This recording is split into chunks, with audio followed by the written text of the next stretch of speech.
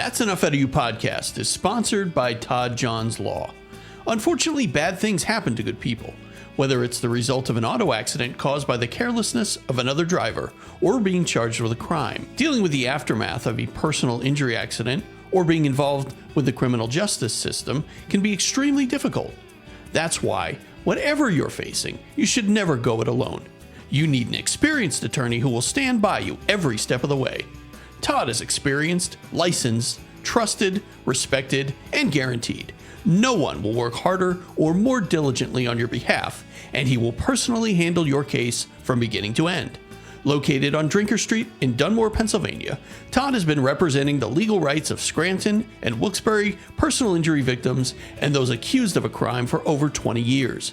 At Todd John's Law, the utmost priority is ensuring that your rights are always protected and that your case is resolved as quickly and fairly as possible so that you can move on with your life. Call Todd John's Law at 570-876-6903. With Todd John's Law, you will receive equal justice under the law.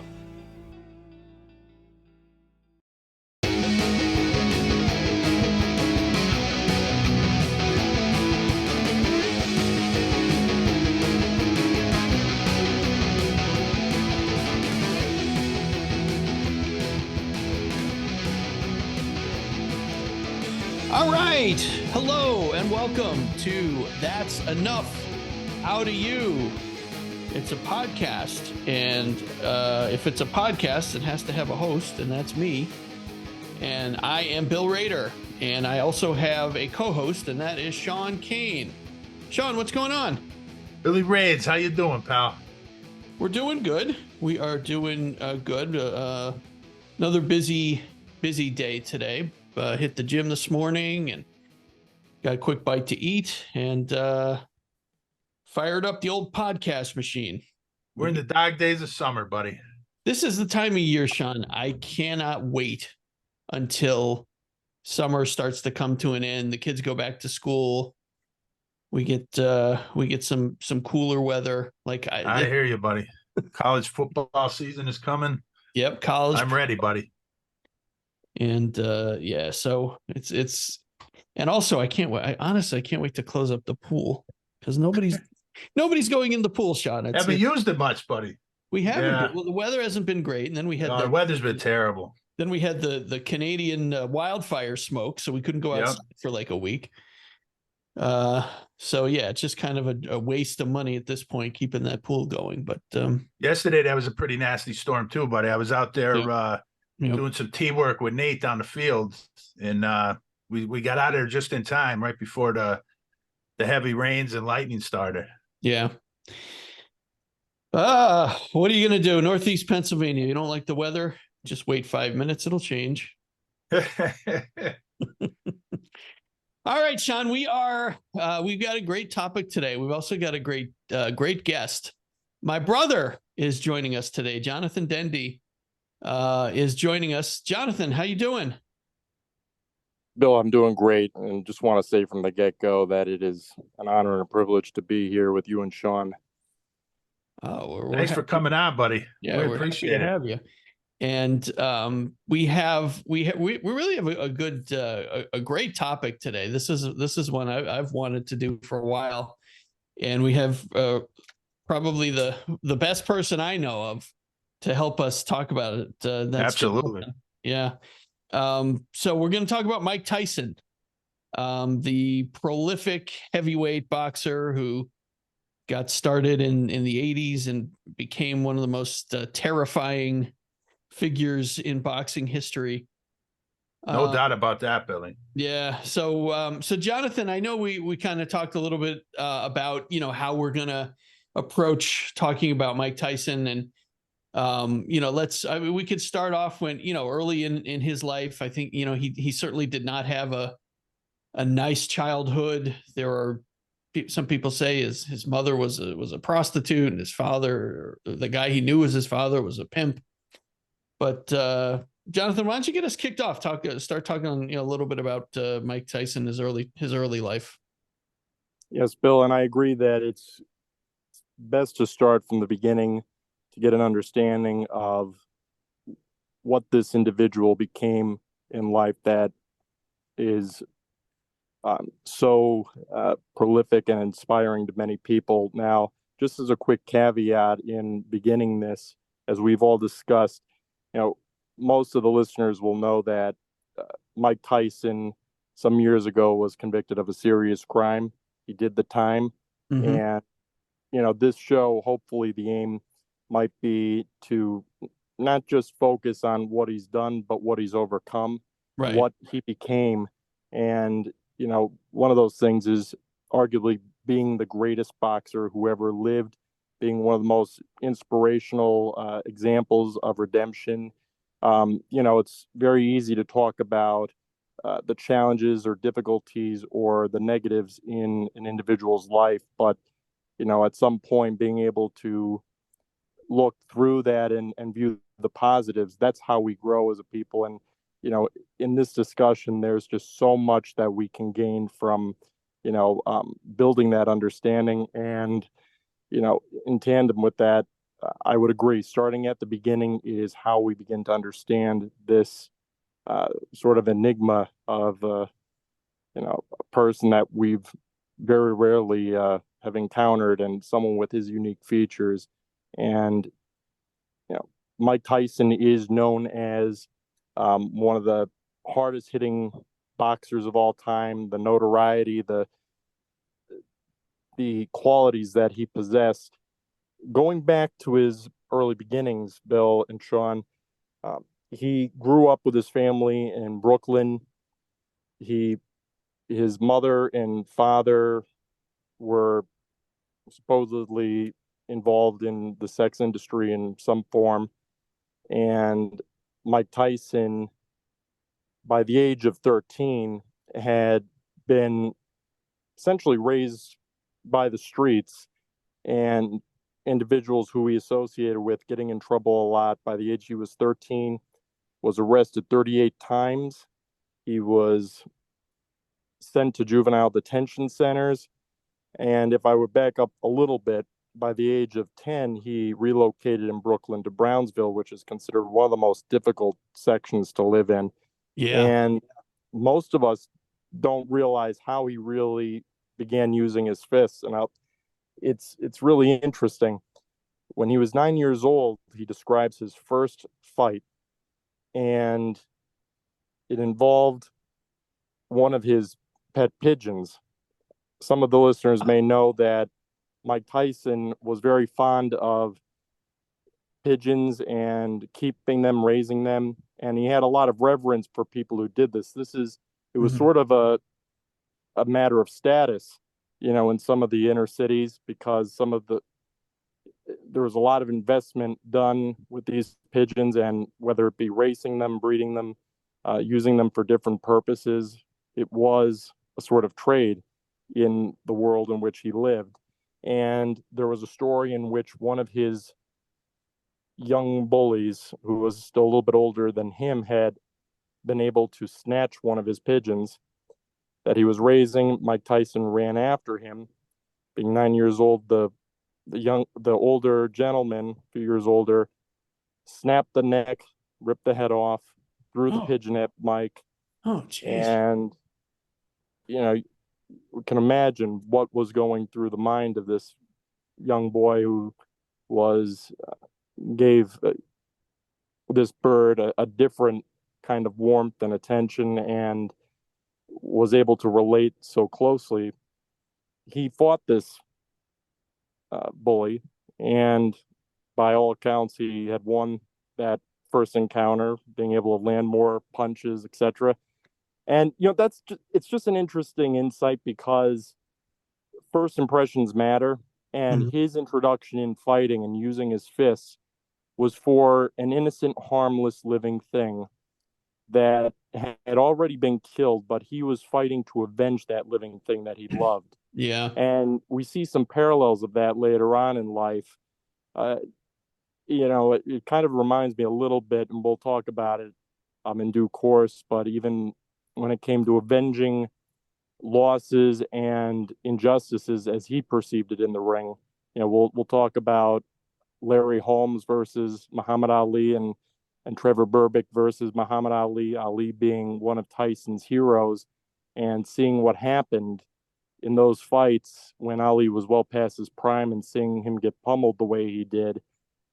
Mike Tyson made it part of his mission to make an example out of these fighters in the wins that he was able to achieve. And it's just quite a story, and seeing some of these parallels repeat themselves is a very fascinating aspect of his journey. Now, going back to his juvenile upbringing and some of what he encountered, as I mentioned, he was arrested approximately 38 times by the time he was 13. When he was around 12 years old, he was in detention and was able to view the film The Greatest, which was featuring Muhammad Ali, his story. Yeah. And at the end of that film, Muhammad Ali actually made an appearance in person and visited those the juveniles in detention. And that was his first glimpse in person of greatness, right? And someone who he came to admire and to this day considers the greatest of all time. He will rarely, or if ever, make an indication that he would be able to beat this man in his prime. And that's quite a testament.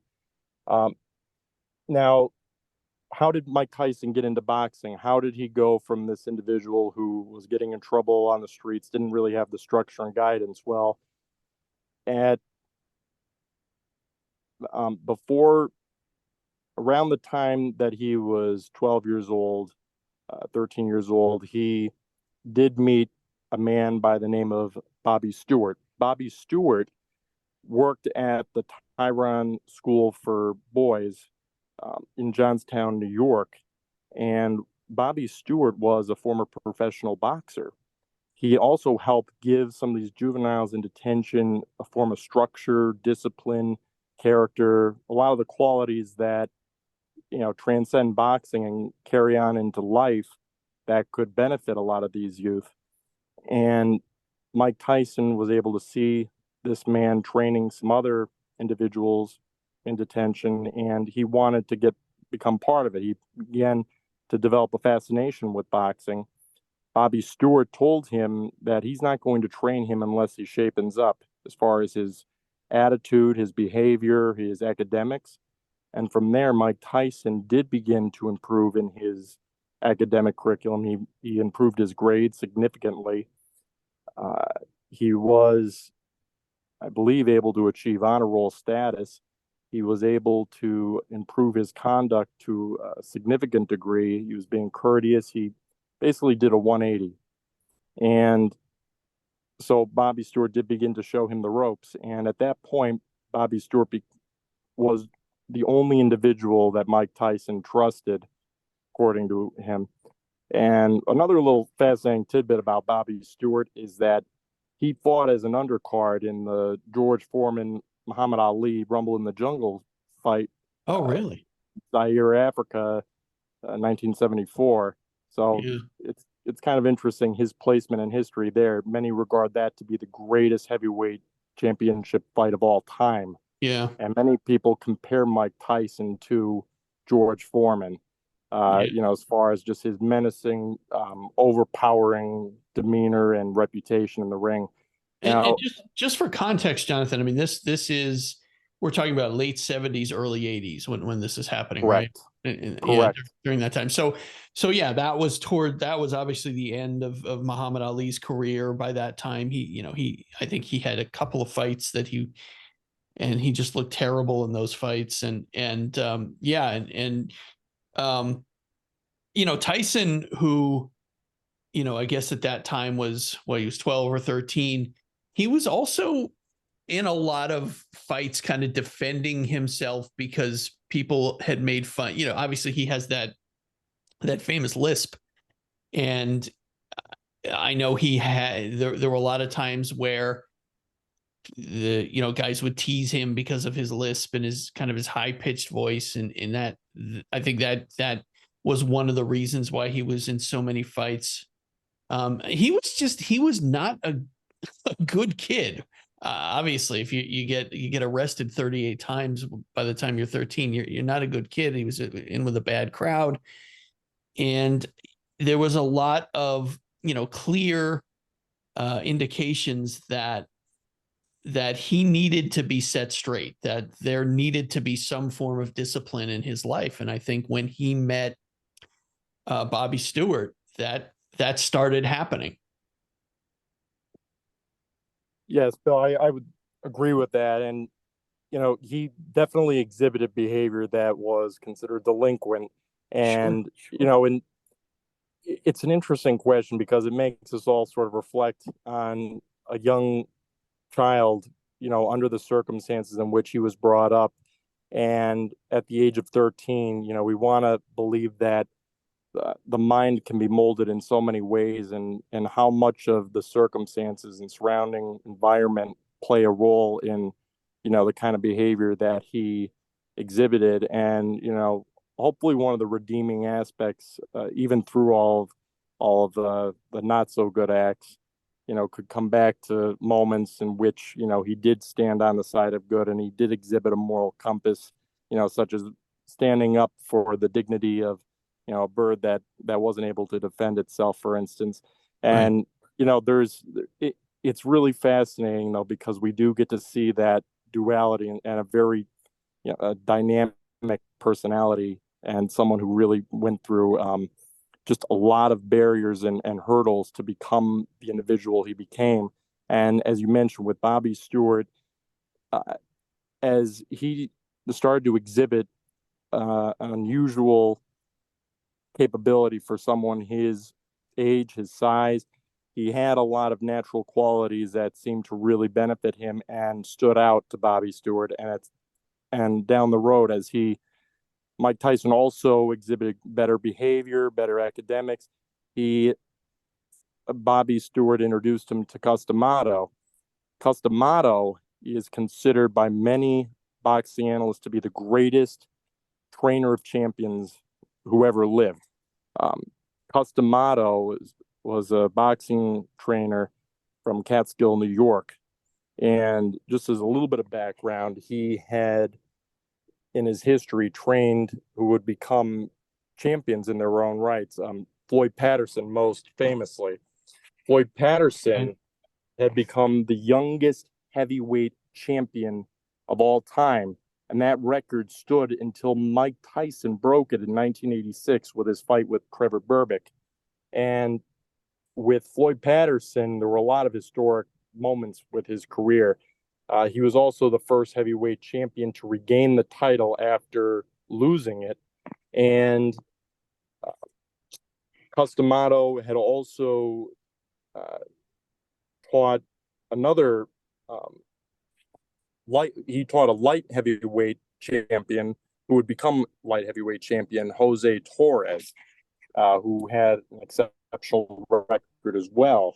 So this is someone who has a solid track record of bringing younger boxers, younger individuals who had the talent, the ability that he was able to see and mold them into these fighters. And he had a lot of really interesting approaches in his training techniques, including the peekaboo style, which had some derivative from watching martial arts films, in which he was able to see how successful martial artists were able to pivot, encounter an effective offense, and by pivoting at the right moment and countering, the boxer would be able to land that punch where the other would not be able to see it coming, and in so doing, he would be able to hit without being hit back, which was part of the science of boxing. And he also developed a technique in which he would call out different numbers to signal different types of punches that would be thrown. So he'd be able to really create sophisticated compilations of punches that a fighter could use, like 2, 4, 6, 3, 4, 5. Each of those would represent a different kind of punch. And that would later come into relevance in Tyson's career because he was known as the boxer who threw punches in bunches. A lot of that was built, through this very relatively unique style of training that Cus gave. The most important thing about Cus's training with Mike Tyson, and again, once Cus met Mike Tyson very early on, he invited him to live with him and his life partner in Catskill and train with him. One of the very early things that Mike Tyson regards as most beneficial is the psychological imprinting that he did, the affirmations that he gave Mike Tyson. And Cus became his legal guardian too, if I remember correctly, right? Yeah, he did. Yeah, so it was a lot more than just being his boxing trainer. I think he was like a father to Mike. And Jonathan, around what year is it that Tyson is introduced to Cus D'Amato? Approximately 1980. Okay. And D'Amato would die around 85, correct? Correct. November 4th, 1985, Cus D'Amato passed after his Mike Tyson's 11th professional career fight. Okay. And that would have a negative effect on Tyson. Well, down the road, Tyson would reflect that it did, in that it removed some of the structure and guidance and love and trust that he was able to have. He was one of the main buffers between him and the outside world, who we would later see did have an effect on Tyson, especially towards the 1988 and onwards, with the influence of individuals in his life. But I've also seen interviews with, I think, Teddy Atlas, who said that Cus would get Tyson out of trouble quite often, where he wasn't necessarily on the straight and narrow. It's just that Cus was kind of there to get him out of trouble. He would get him out of trouble with the cops and get him out of jail. And, he would say, well, this kid's my star boxer. And, because I guess Cus was a legend. And so he wasn't necessarily doing Mike any favors by doing that kind of stuff. But at least he was giving him a path to follow. Right. Bill, you're right.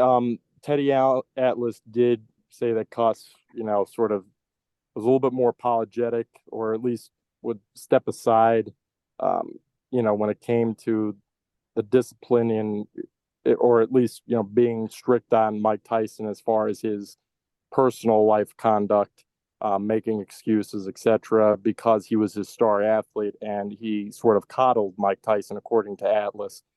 And there is this notion that when Cus D'Amato saw the potential of Mike Tyson, right, and this is someone who Cus claimed very early in the meeting him that he could become the next heavyweight champion, the youngest heavyweight champion who's ever lived, and with the right discipline, character, and regimen, he could be the greatest of all time. So he saw this very early on, and this was an incredible opportunity. In addition to the fact that Cus loved Mike, but there's something to be said about the fact that one of his former star athletes, perhaps the one who made Cus most famous before that, Floyd Patterson, if you'll recall, what was Floyd Patterson's most infamous bout? Arguably, it was against Sonny Liston, who annihilated him, right? When he was a heavyweight champion. Liston fought him twice and just completely clobbered him. Yeah. And many considered Tyson to be Cus D'Amato's Sonny Liston. It was finally Cus had his own Sonny Liston who he could train, except that this Sonny Liston would have the right peekaboo style, the right kind of defense, would have the speed, the techniques to build on that arsenal. Because, one thing that Sonny and Mike had in common was obviously like that, the menacing style, the ferociousness, the really hard punch power, the natural punch power that many boxing analysts say, you're born with. You can't just develop it. You have to be born with some innate amount of power to be on that level. And so this was a real opportunity for Cus, and many speculated that, he did not want to let that opportunity go. So if he did have to sort of turn a blind eye from time to time or make that excuse for Tyson, that's what was going to happen, at least according to some, in Teddy Atlas's school of thought. So Jonathan, I know Tyson had some early success. I think he was in the Olympic Games, and I think he lost the gold medal fight, to I believe, was it Henry Tillman. Tillman? That was right. That's right. That's right. But shortly after that, though, he turned pro, right? Well, let's get into his pro career. Yes, and it's interesting in transitioning to that pro career. Go back, anyone listening to the Henry Tillman fights, they were narrated by Howard Cosell, who's one of the great boxing commentators, a dear friend of Muhammad Ali, and someone who many in the field consider the greatest as far as his commentary, analyses go. And you'll see why Mike Tyson veered into professional boxing at the age that he did, and why some stayed in the amateur ranks longer, like Henry Tillman, who was 23 when he fought Tyson at 17. Many consider those fights to be very controversial, and that Tyson had actually won it with the aggressiveness and how he brought the fight. But some, like Howard Cosell, who I love, but he did say that, people like Henry Tillman use that lateral movement like Muhammad Ali, and that was the recipe for beating someone like Mike Tyson. So anyone who's interested, definitely go and watch those amateur bouts. It's really fascinating to see how Tyson's style developed and how people would compare him to some of the other greats like Ali. Now, Bill and Sean, going into his professional debut, Tyson came in March 6, 1985, and wiped the floor with Hector Mercedes. That was his first fight. And from there, we saw a lot of similarities, just as far as he was able to steamroll through the competition. And, many will comment, just like any boxer up and comer is going to be fighting not the top contenders of their division. There are going to be a lot of warm-up fights. There are going to be a lot of sensational matchups, right? But at that time, his reputation began to spread like wildfire, and in the boxing community, arguably no one had seen someone with his kind of build and power in the heavyweight division. We're talking someone with a remarkable build and size and power, but who delivered punches like a middleweight. And so he really took the heavyweight division by storm at that time. And it's important to note here too, Jonathan, that that as a boxing fan, you were able to see a lot of his fights, in fact, all of his fights, free on television, either on ABC, Wide World of Sports, or ESPN had Primetime Boxing, I think it was called. And so not only was, this guy getting this reputation, it's so much different than today, because today you don't know very many boxers, because these fights are not on free TV. They're all pay-per-view. But back during that time, in early 80s, mid 80s, even into the late 80s, you could see all these guys on TV all the time, and you could really get to know who they are. You could see their style. You could see what they look like, what they sound like, what they, and it was, I think that was really important to the success of Mike Tyson and to the just, him becoming the superstar. I would totally agree.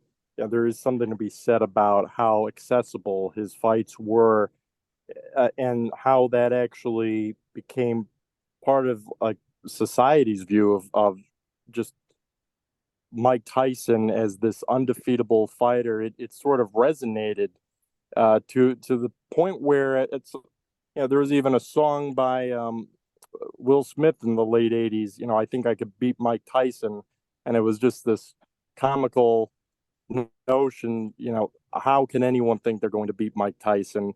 I mean, it became embedded in the culture that this was the next invincible fighter, and the fact that so many had access to his fights just built this wildfire of discussion, and made almost a myth out out of this figure. Yeah. And then, so let's get into now his fight against Berbick, and he becomes the youngest heavyweight champion ever. What was his record going into that fight? His record going into the fight against Berbick, yes.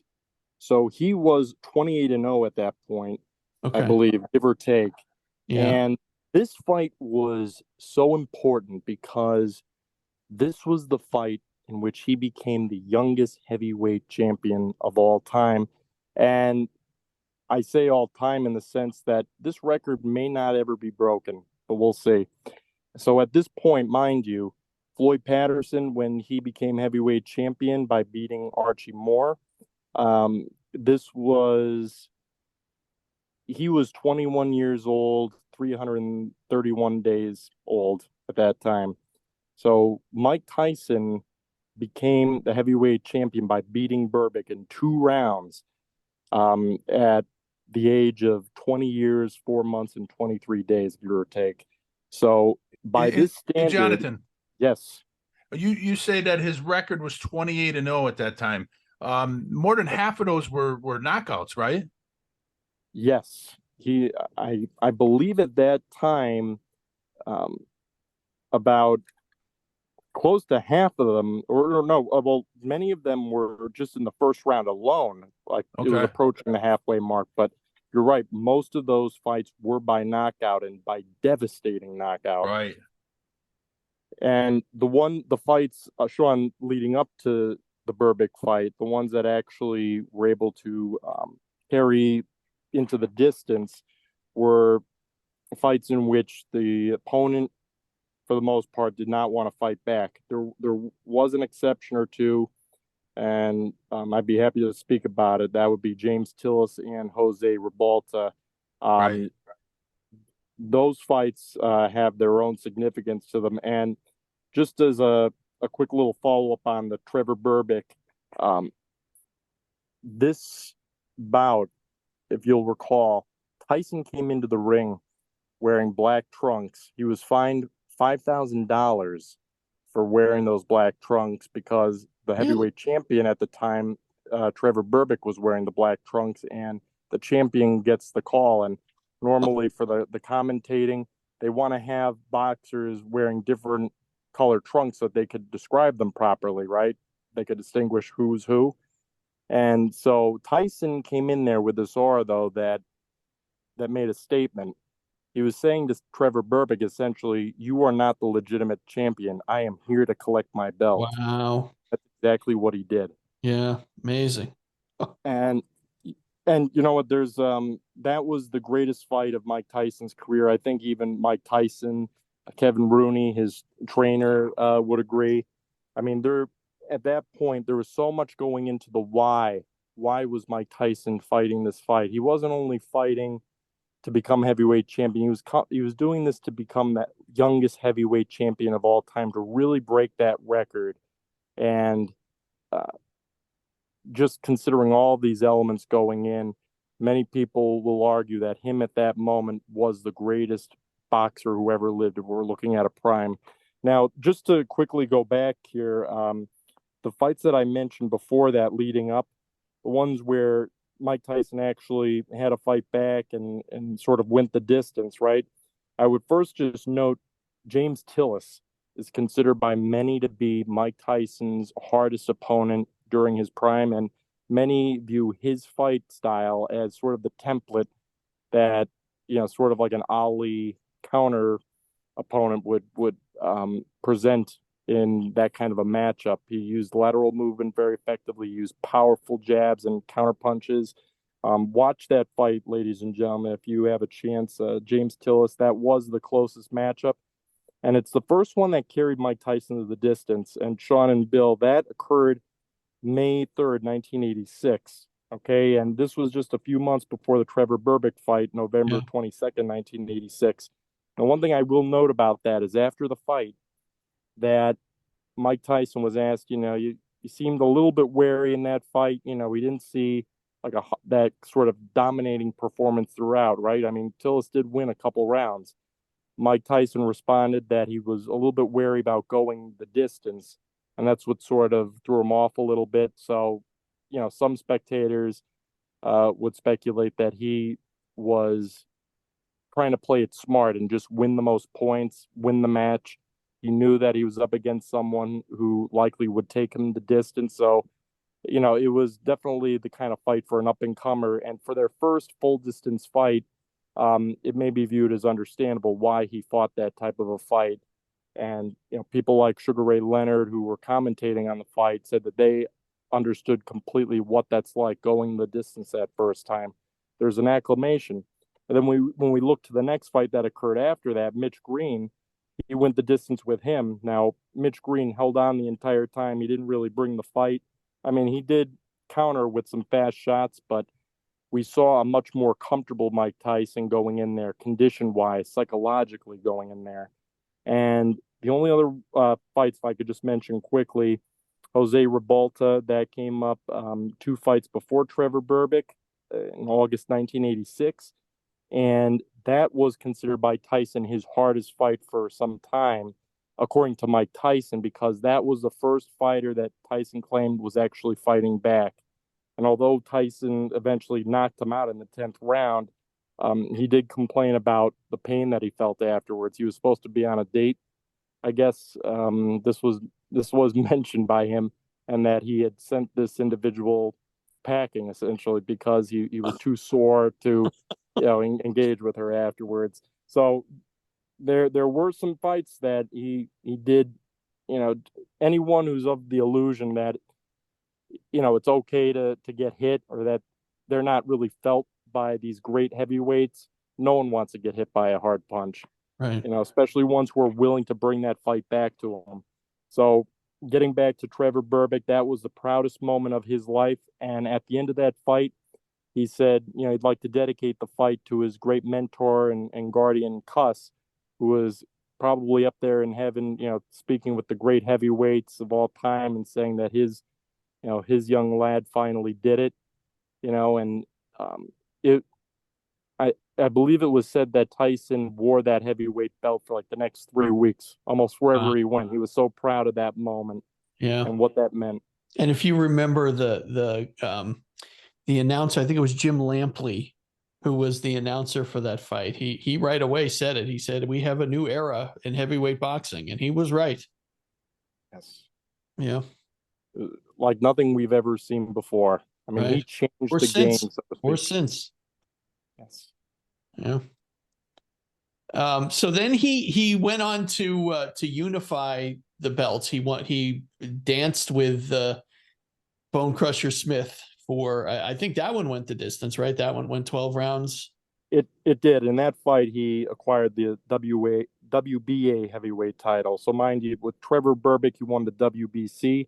Yeah. And for listeners, there are 3 main heavyweight title belts. It's the WBC, the WBA, and then the IBF. So as you correctly mentioned, James Bone Crusher Smith, Tyson was able to acquire the WBA heavyweight title. So now he only had to gain the IBF heavyweight title to become the unified undisputed champion. And so after beating James Smith via unanimous decision, 12 rounds, mind you, that contest, I don't believe Bone Crusher Smith won one of those rounds. And I'm amazed he won one round. Honestly, I remember watching heavyweight. Exactly, but imagine seeing a heavyweight title fight in which the champion is beaten, and not only beaten, but beaten every single round. And a lot of people like to criticize Tyson for that fight, but I mean, that is complete domination. And it's also another demonstration of a boxer who can go the distance once he was able to acclimate. And we see he fought one fight before the IBF, which was held by Tony Tucker. So after Bone Crusher Smith, he fought Pinklin Thomas. Now, Pinklin Thomas, like Trevor Berbick, actually had as his trainer Angelo Dundee, the famous trainer and cornerman of Muhammad Ali. Muhammad Ali, yeah. Oh, go back and watch those fights anytime, because some of the greatest entertainment in these fights gentleman is seeing Angelo speaking with his fighter in between rounds. I mean, he's absolutely losing it in the Pinklin Thomas fight. After the first round, he's talking about how he's getting butted. And then he gets into an argument with the doctor who's going to check out Pinklin Thomas because he was so battered that first round by Tyson. Right. I mean, that fight almost had to be stopped then and there. But fortunately, I mean, Pinklin, to give him credit, he stood toe-to-toe with Tyson, and he fought for 6 rounds until a devastating knockout. And Mike Tyson would later claim that, and actually very recently, that Pinklin Thomas was his toughest opponent just because he was able to take, I think he said, about 17 consecutive blows to the head before going down. I mean, that is just it's almost an enigma. Like, how could this man stand and take those solid hits? Anyone who's interested in watching that fight, go to Mike Tyson versus Pinklin Thomas. Fast forward to the 6th round. The first round is also magnificent, but go to that 6th round and see that devastating combination of punches in rapid succession. You're going to see prime Mike Tyson. Yeah. So after that, he fights Tony Tucker, as mentioned, and he won the IBF heavyweight title via unanimous decision, 12 rounds. And Tony Tucker, he described himself as sort of the invisible champion. He was someone who was really he was extraordinary in his own regard. He was undefeated. He had masterful skills. Some compared him to Evander Holyfield and some of the other greats. Had he gotten more momentum and not been stopped and sort of, having something so demoralizing as a defeat, the way Mike Tyson was able to deliver, because once again, it was a very clear victory. Tyson carried that fight through and became the unified undisputed champion. So, and not to sort of steamroll through this whole discussion with fight after fight after fight, but it is just so fascinating. And most people don't really go through these early fights. This is the cream of the crop as far as Mike Tyson's performances go. Each one of them has such an extraordinary story. I won't take up too much time with it, but let me just continue just for one or two more, if it's okay. Sure. Larry Holmes comes right after Tyrell Biggs. Right. And actually, just to quickly mention, Tyrell Biggs. So that was the fight after Mike Tyson fought Tony Tucker. Tyrell Biggs had insulted Mike Tyson when they were in the amateur ranks. When Tyrell Biggs was able to go into the Olympics as a super heavyweight at that time, and Mike Tyson was sort of an alternate because it was Henry Tillman who got to go and compete in those Olympics after losing 2 of those decisions. And someone had congratulated and wished Mike good luck when he went out there. Mike Tyson wanted to go out to be supportive, and he was also an alternate. But apparently, as the story goes, Tyrell Biggs made a smart comment back saying, well, he's not riding with me. You must be referring to someone else. Basically pointing out that Mike Tyson was not on that level. He's not the one that they should be wishing luck for this fight. And Mike Tyson held a grudge against Tyrell ever since then. And finally, they got to meet up in the professional ranks, in which they went, it was a 7-round TKO. He completely destroyed him. Mike actually said that Tyrell Biggs was crying through the fight. I mean, it's another spectacular performance by Mike Tyson. Now going to the more recognized fight that is talked about very often, Larry Holmes. Right, yeah. Larry Holmes, as people know him as the Easton Assassin, he was on his way just a few years prior to becoming the fighter to break Marciano's 49-0 as a heavyweight champion. And he was thwarted in that attempt by a consecutive loss to Michael Spinks, who Mike Tyson would also face later. And, Larry Holmes was out of commission probably for about 2 years, a little bit under that, about 1 year and 9 months. Comes back, fights Mike Tyson. He's not the same Larry Holmes as he was when he battered Muhammad Ali. And Sean and Bill, you're gonna know, like, that's really the significance how this fight always comes up for people. Okay, Larry Holmes fought Muhammad Ali in 1980 and just humiliated him in the ring. This is past Muhammad Ali's prime. According to some, he started to show some of the signs of Parkinson's. Right. Yeah. He was very much affected. And imagine Mike Tyson, who had watched this fight along with Cus D'Amato.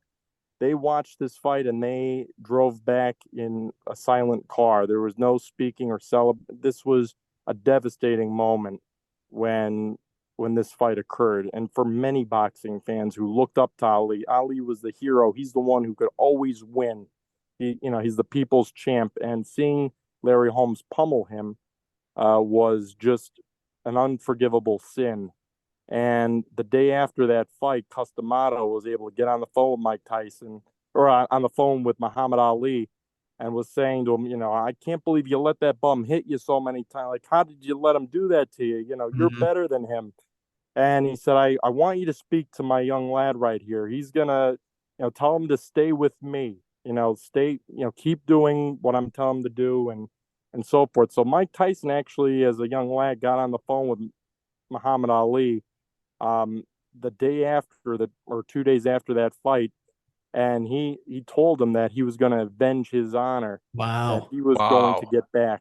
That's fascinating. I never heard that. Wow, I didn't know that either. That's incredible. And Mike was he was a student of the game. Cus really had taught him the history of boxing, and I even remember there were I think they were on HBO, or not HBO, but on ESPN. They had these classic fights that Mike Tyson would actually be the host of, and he would kind of talk about the fighters and what was going on in the fights. He was really a student of the game. In addition to obviously being the best, he really loved boxing and wanted to learn as much about it as he could. 100%. And one of the great advantages that he had growing up was living with Cus D'Amato, who had archive after archive. I mean, he had a plethora of boxing footage from many of the greats going back into the early 1920s and 10s and, throughout the decade. So he was able to literally stand on the shoulders of giants by studying their individual styles, how they were able to come up and find the advantage and triumph. And so he viewed this not only as, physical training, but a lot of mental training and scholarly training. He built up this arsenal, and a strong mind to be able to incorporate those lessons from the greats into his greatness as a world champion. And I remember watching that fight where Tyson fought Holmes. And I do remember Holmes was older. He had put on some weight. He was not the lean machine that he was when he beat Ali. And throughout the 80s, when he was heavyweight champion, he did look like an old man, at the end of his career.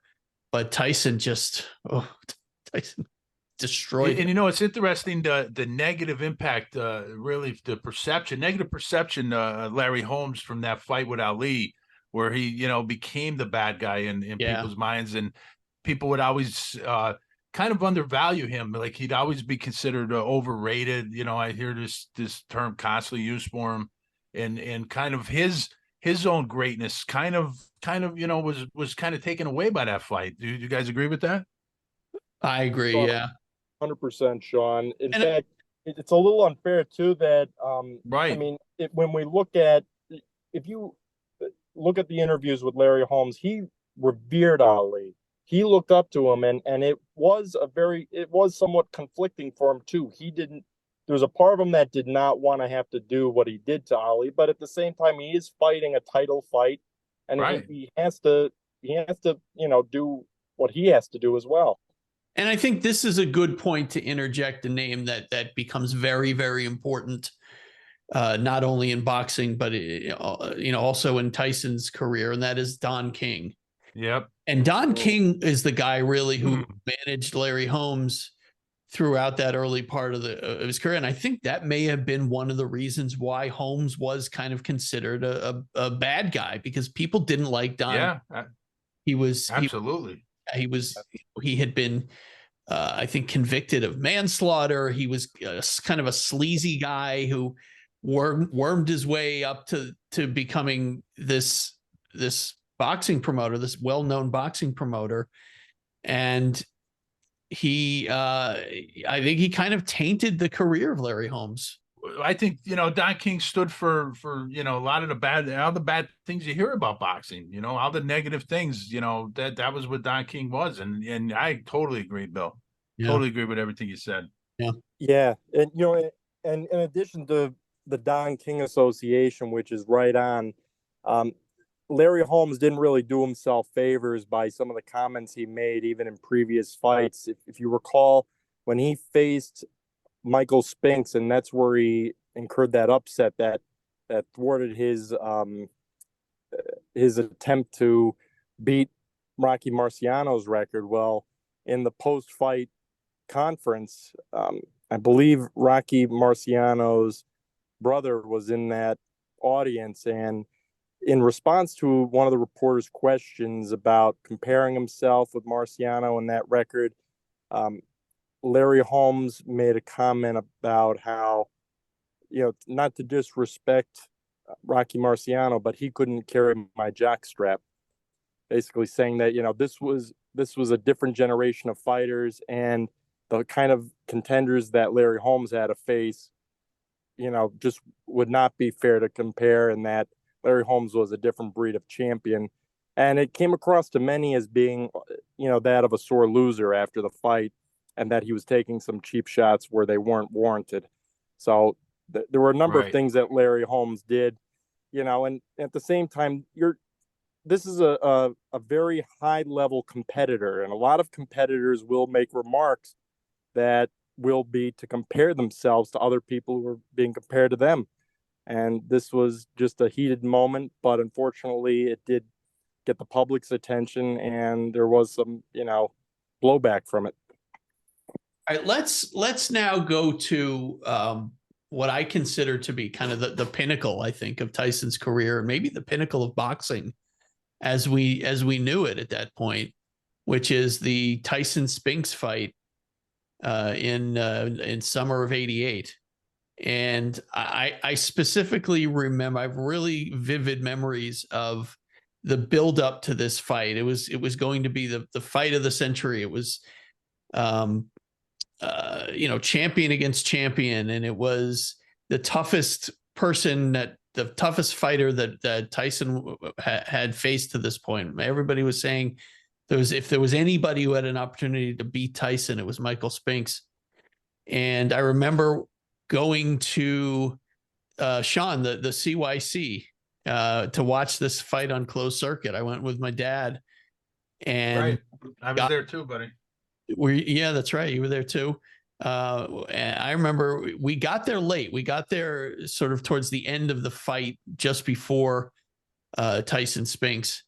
And funny thing is, I remember sitting down in our seats, and we had met some of my dad's friends from work.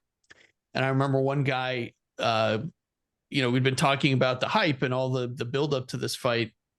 And one of his friends looked at us and said, "Watch all this, and it's going to go 1 minute." And sure enough, Jonathan, why don't you talk us through it? Oh, well, this was, I believe it was called Judgment Day, or it had a really interesting title to it. And this was considered the one fight where we finally found the opponent who may be able to neutralize Mike Tyson. Michael Spinks was an undefeated fighter at that time, and he had retired shortly after defeating Holmes. I believe he was stripped of his belt, or there was a threat to strip his belt when he did not agree to fight someone who was the IBF had required him to fight to defend his championship belt. And so by the time Michael Spinks had retired, he never actually lost that belt in the ring. And so he was considered by many, including Sports Illustrated, Ring Magazine, to be the legitimate heavyweight champion. And throughout Tyson's career, this name has come to the surface time and time again. What about Michael Spinks? What's going to happen if Mike Tyson faces Michael Spinks? You know, Spinks's nickname was the Jinx because he had this very awkward style and he was very elusive, and he was able to, thwart a lot of very skilled boxers' styles, including Larry Holmes, one of the all-time greats. And so, Michael Spinks, he had, quite an amazing career. I believe he was a light heavyweight champion before he became the heavyweight champion, as far as obtaining the belt that he later did not hold on to. And he was undefeated, so there was a lot of hype going to this fight. Okay, let's just give a little bit more lead up. In the dressing room, Spinks's manager was later he later recalled an incident that probably didn't do his guy Mike Spinks any favors, and that they had noticed Mike Tyson's gloves. One of them had a little bit of a bulge in it, and he wanted to have him, relace those gloves and basically take all the wraps off and everything. And it was really a stall tactic. It was a tactic to get in the head of Mike Tyson before that fight. Oh. And Mike Tyson made a comment in essence, I'm going to hurt this man, right? And there, by apparently a number of individuals who were able to observe Tyson, this moment, this stall tactic really aggravated Mike Tyson. And he began punching holes in the dressing room wall. Oh. And, this all got back to Michael Spinks, who before that fight, I mean, you could see when he came out into the ring, he was covered in sweat and he seemed very jittery, very nervous. There was something off with him as far as his psyche went. Now comes Mike Tyson.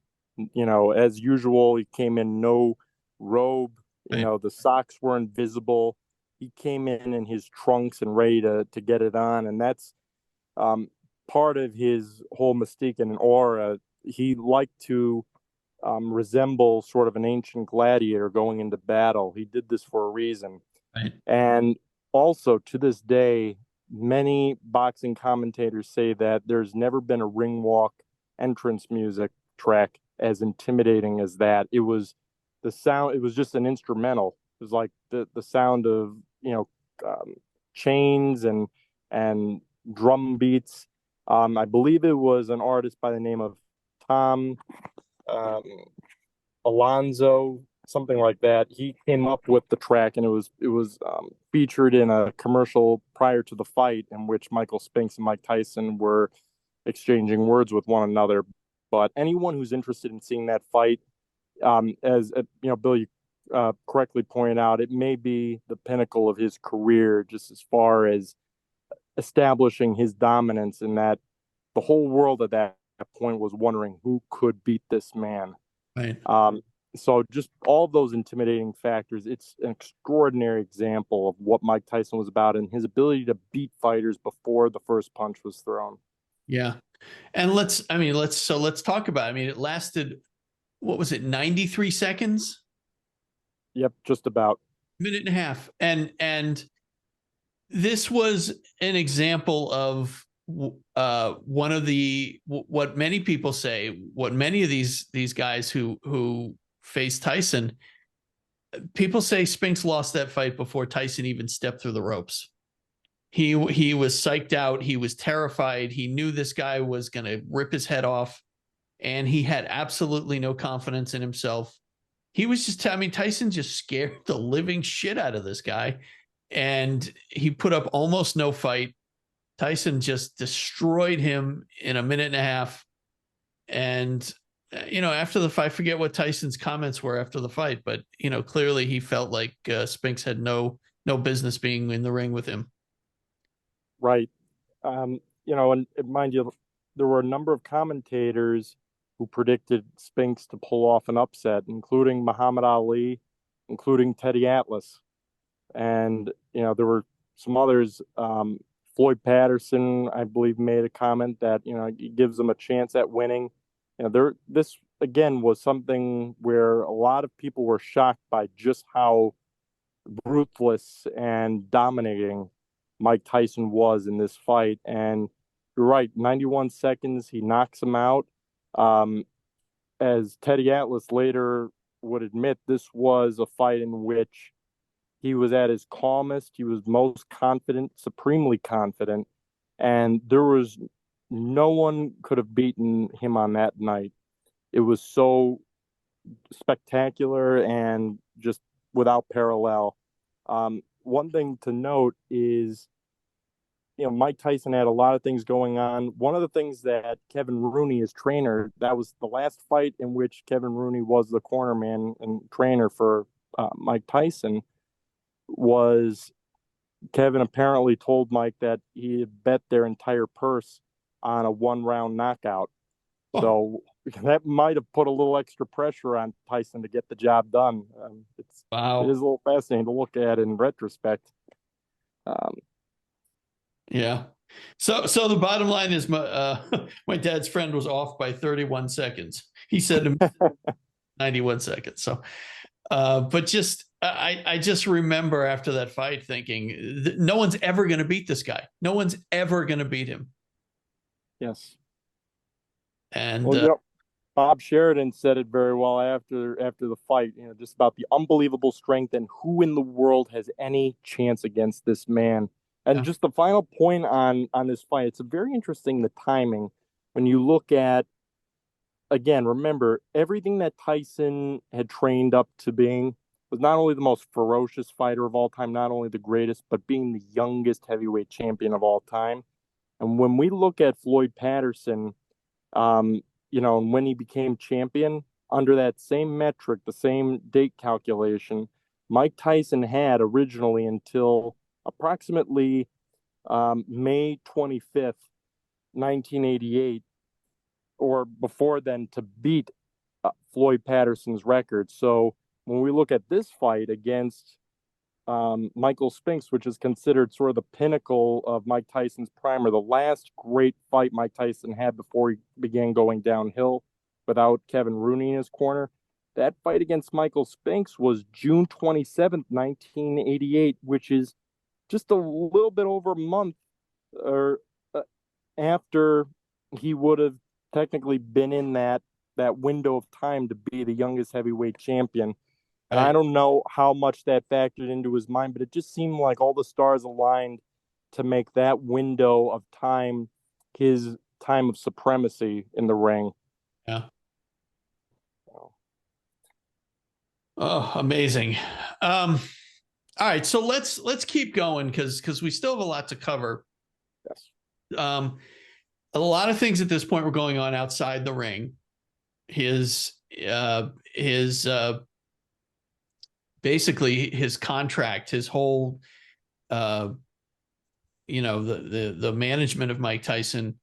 Now again, the name Don King comes back into play. Don King was trying to take Mike Tyson. He was trying, I forget the guy's name who was his manager at that point. Right. So Jim Jacobs and Bill Caton were co-managers of Tyson. They were set up by Cus D'Amato. Cus D'Amato had a very good relationship with them, trusted them deeply, and so Mike Tyson did as well, especially Jim Jacobs.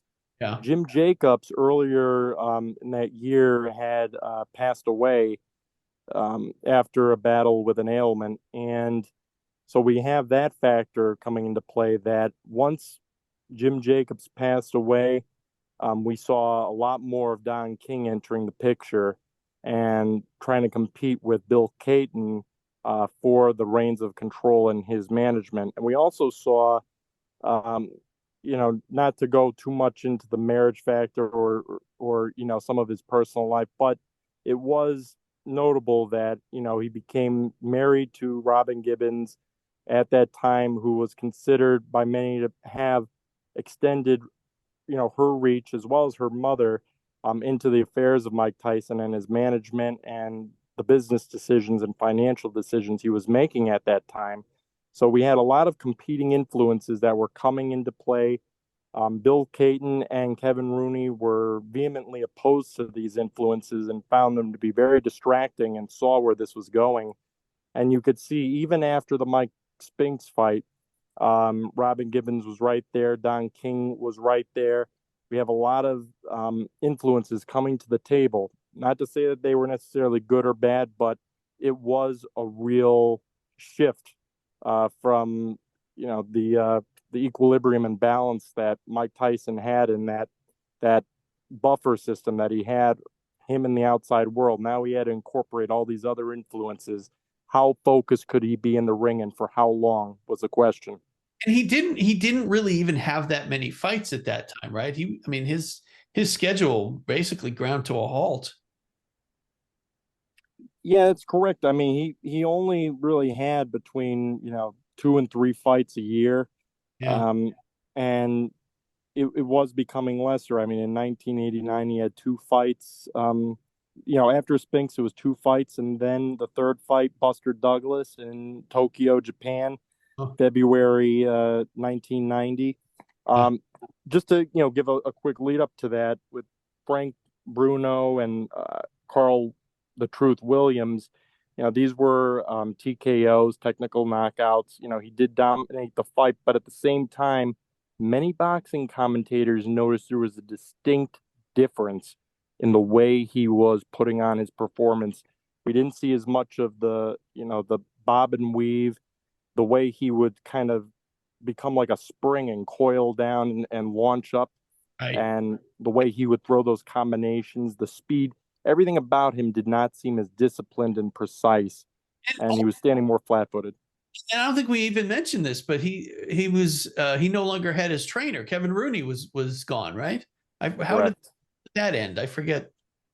So he did end up firing Kevin Rooney shortly thereafter, and the reasons for that being, it's been said that the influences that began to come into his life had some effect on that. There was a notion that Kevin had requested 10% earnings on each of Mike Tyson's fights. And so that financial aspect entered the equation. And, depending on the influences who were advising him, maybe that, Mike Tyson was being taken advantage of.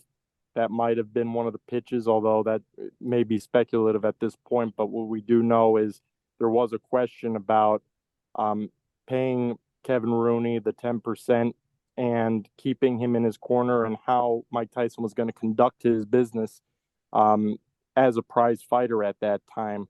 And many of us in the boxing, commentating or enthusiast community will say that he should have obviously paid that 10%. I mean, I think Bill, you and Sean would agree with that. I mean, it was very, considering the trajectory and how he ended up. It is an interesting question. At one point, do we draw the line, and how instrumental was Kevin Rooney? Well, clearly, I agree. I think he was definitely. Yeah, he was a protege of Cus D'Amato. I mean, he took the lessons from Cus D'Amato and built them into his own training of Mike Tyson. And one thing that distinguished Cus D'Amato and Kevin Rooney from the rest is that from then on, he had what many claim to be as yes men, people who would always agree and not really give him the constructive criticism and the tough discipline as far as a regimen that was demanded in his training to maintain that edge. Yeah. And so you look at any of these fights until Buster Douglas, or actually until Michael Spinks, in which Kevin was part of that team, Kevin always had some kind of critique of Mike. Same went with Cus, and that's what really kept Mike Tyson on edge. He always could do better. He always could up his game, and that just was lacking in the lead up and following the Buster Douglas fight. Yeah. So let's, Sean and Jonathan, let's talk about the Douglas fight. And then, unfortunately, we're going to have to wrap up. But Jonathan, we'll have you back to do a second a second episode on this, because there's just so much more that we need to cover. And we've only gotten to just a few years into his professional career. So we'll talk about the Douglas fight, and then like I said, we'll wrap up. We'll have you come back, Jonathan, if you will. I hope you would. And we'll go over everything that happened after Douglas. But let's get into Douglas, because this was supposed to. I even remember joking about this, that that Buster Douglas. I mean, who's this guy? Why is he even fighting Mike Tyson? Yeah. And Sean, I'm sure you remember watching this fight, right, Sean? Did you watch this on? Oh yeah, definitely. Because I remember there was a tie into pro wrestling. You guys remember that? Like Tyson was supposed to appear on wrestling or something, and after he loses, they ended up putting Buster Douglas on that. Do you remember that? I think so. Yeah, was Hulk Hogan, right? Yeah, some with Hogan. Yeah, I do remember that. Yep. So there was a change in schedule after that outcome, obviously. Yeah. Obviously, yeah. This was an incredible upset. I mean, nobody's seen this coming.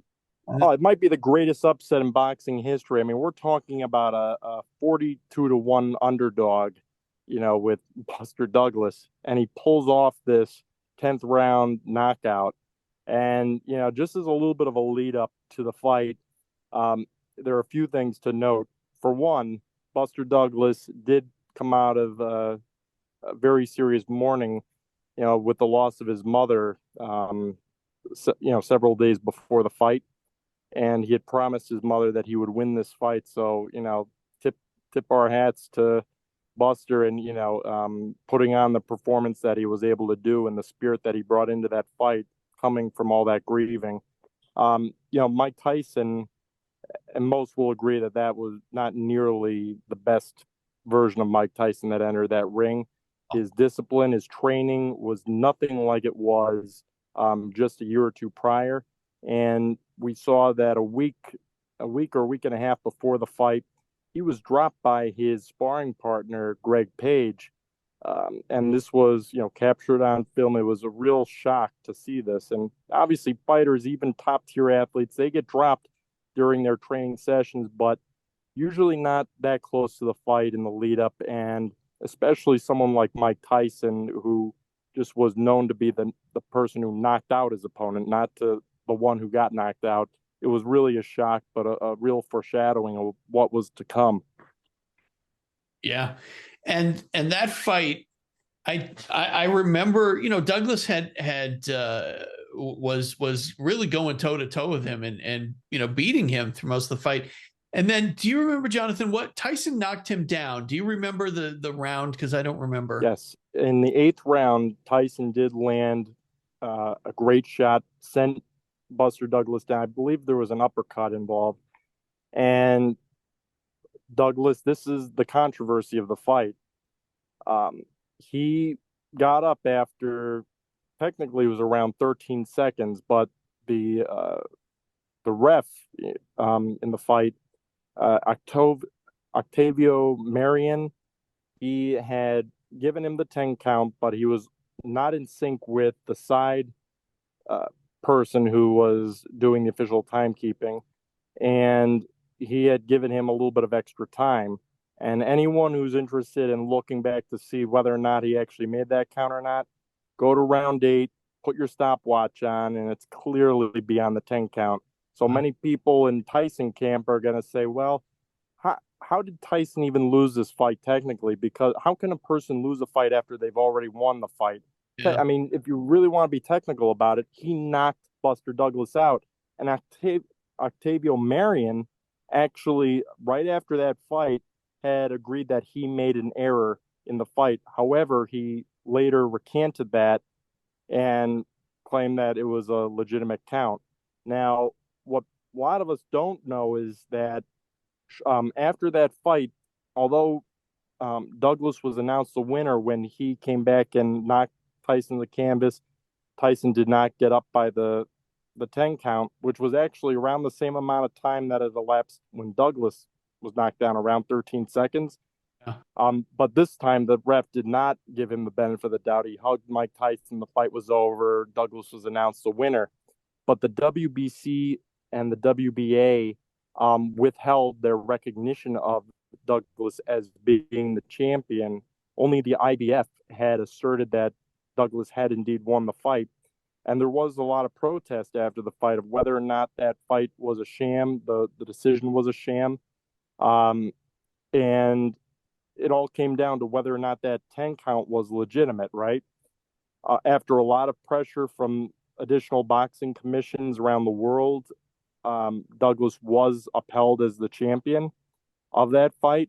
And, we can go back and forth on whether or not it was legit or not, because, there is something going in Douglas's favor as well, in that once he hit the canvas, he pounded his glove on the canvas to sort of signify, as Larry Merchant pointed out in a subsequent analysis, that indicated Douglas had his wherewithal.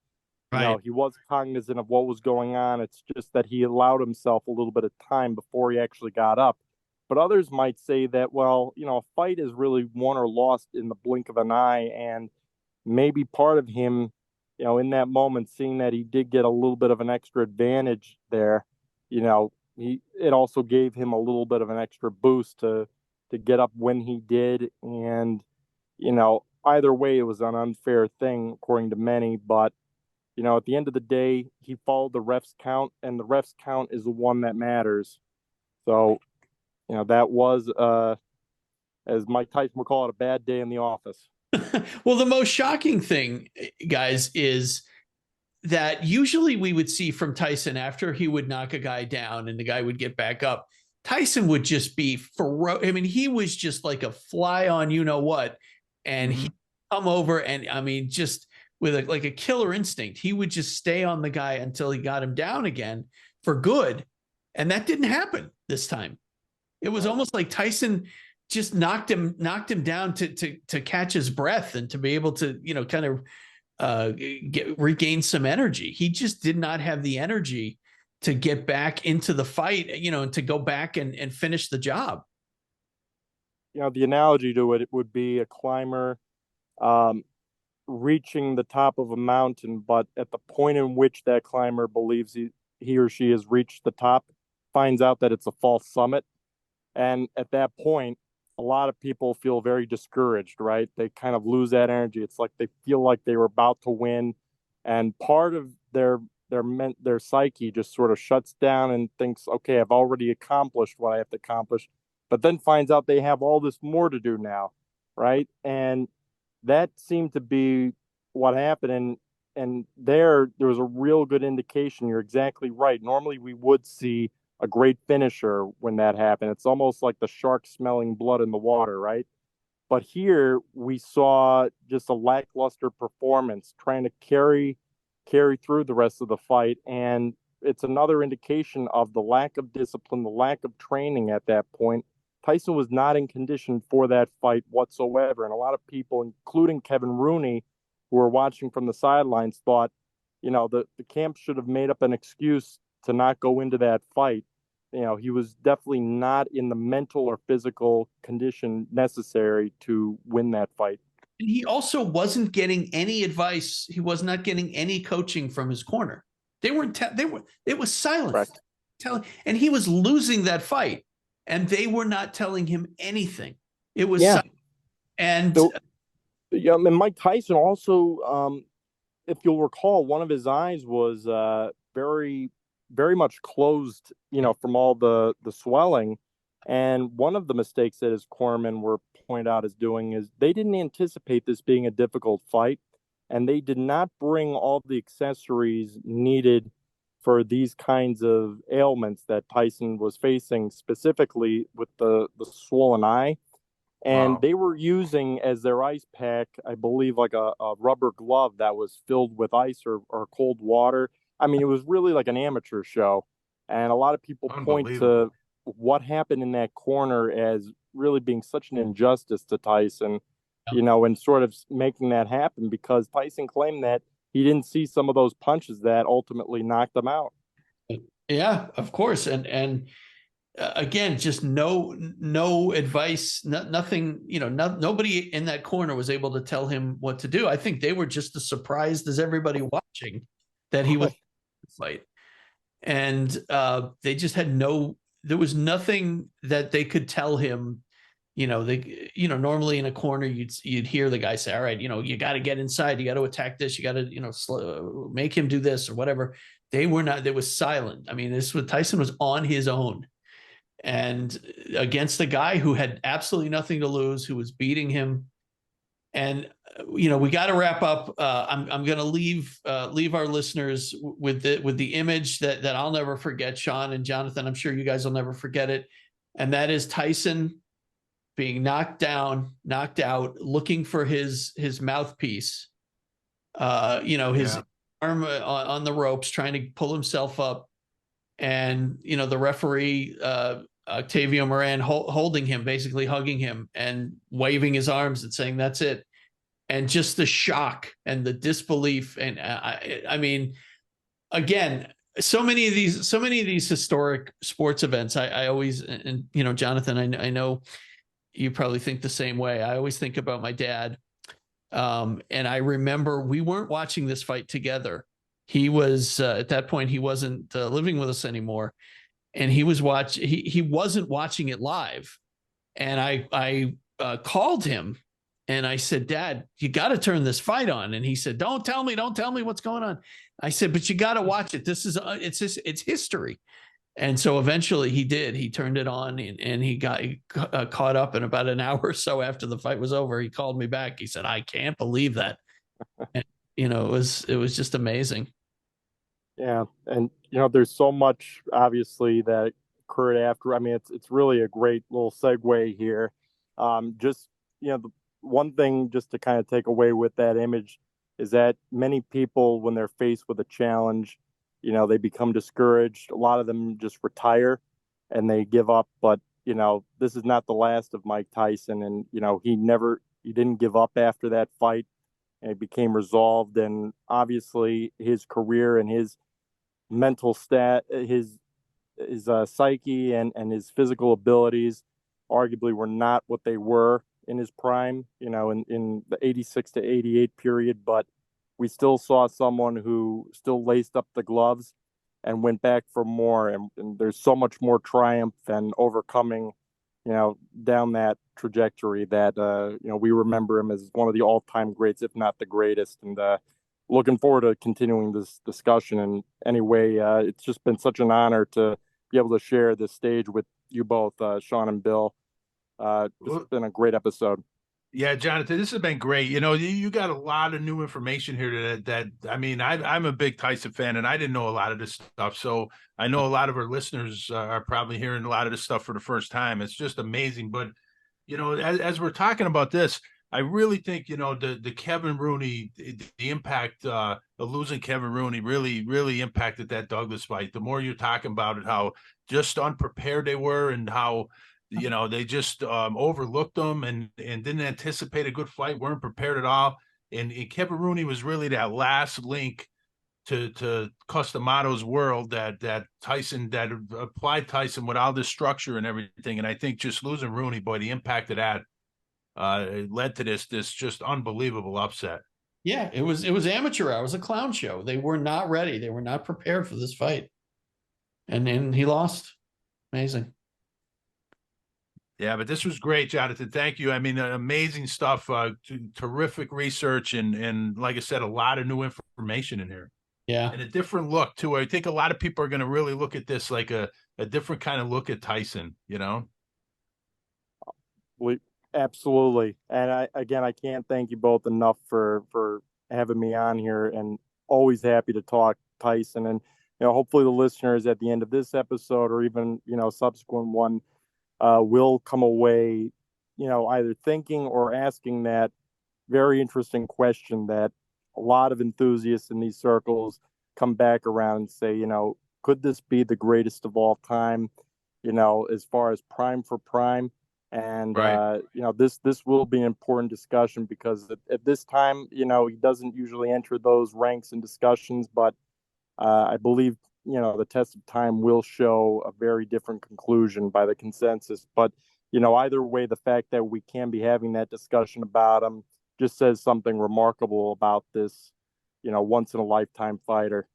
And we'll when you come back on, Jonathan, we'll have an in-depth discussion about that, because I feel like that's really important. But we'll get through post Douglas and all the trials and tribulations that Tyson would face after that. Of course, Evander Holyfield, and that's going to factor very much into this discussion that we have coming up. But again, Jonathan, thank you so much. We can't thank you enough for coming on with us, and this was great. So thank you. And yeah, thank you, Jonathan. This was awesome, buddy. Yeah, gentlemen, this has been awesome. All right, great. Well, Sean, this was fantastic. A legend in the sport. Absolutely. I don't know that we've ever done a show like this before. We've never really focused on on one person. No, we've done sports and stuff, but yeah, to focus on an individual like this, it's a little different for us. But this was really remarkable. Yeah, can't wait to get back into this and do a second part. All right, everybody. Well, hope you enjoyed it. I know I did. And we'll leave you with head over to our website. That's enoughyououtofyou.com. We are on Patreon. We've got a merch store. We've got all kinds of stuff. We haven't talked about this in a while, but if you could support the show on Patreon, please do that. We really appreciate our supporters. So much good stuff going on our website, on Patreon. So check all that. Check out the merch store. We got mugs, hats, it's everything up there. Yep, it's a lot of good stuff going on. All right, everybody. Thank you. And that's enough out of you.